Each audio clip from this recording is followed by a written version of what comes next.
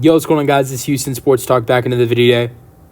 And today, the 76ers have ruled out Joel Embiid for the 2024-25 season, as he will not return this year. I wish I could say this surprised me, but it really doesn't.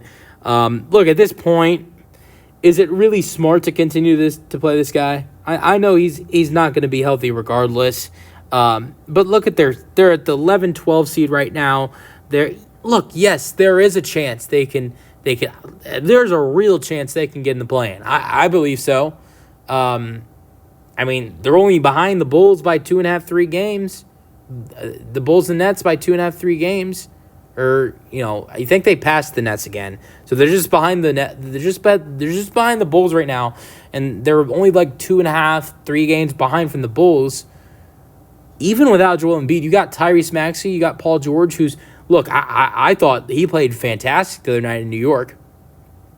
I think this team is still talented enough to get to the play-in. But is this team talented enough to get into the playoffs? I don't think so. I really don't. I really do believe this Philadelphia 76ers team can make a run at the end of this season to get themselves into the play-in position with the team they have of Kelly Oubre Jr. and Maxey and also having Paul George, just because of the fact that, look, it's not hard to come back from the Bulls, come back and pass the Bulls when you're only 2.5, 3 games back, especially in the nutshell that the Chicago Bulls are in right now. That's the only reason why I believe that they can get into the play-in. But without Joel Embiid, there is no way they make it that far at all. Joel Embiid's only played 19 games this season. Philadelphia's played like 53, 54 games this season. He's only played 19 games, and he's been way less effective as he was last season. Yes, I know last season he missed some time, missed like almost 30 games last year, but he was in MVP mode. He was averaging 35 and 10 or 35 and 11, something like that. He was killing it last year. Had a 70-point performance. He was absolutely outstanding. And there's been games this year where he really kills it, but his numbers this year are down to like 24 and 8 or 9 rebounds.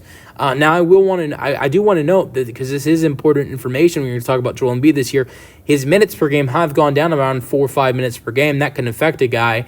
Your minutes go down 4 or 5 minutes per game. If he's playing the minutes he got last year, maybe he's near averaging 30 points per game and 10 rebounds per game. That's not much different. You can compare him to last season, especially with the injuries he's dealt with this year. But we don't know. We don't know what a guy can do if their minutes per game were up by 5 or 4.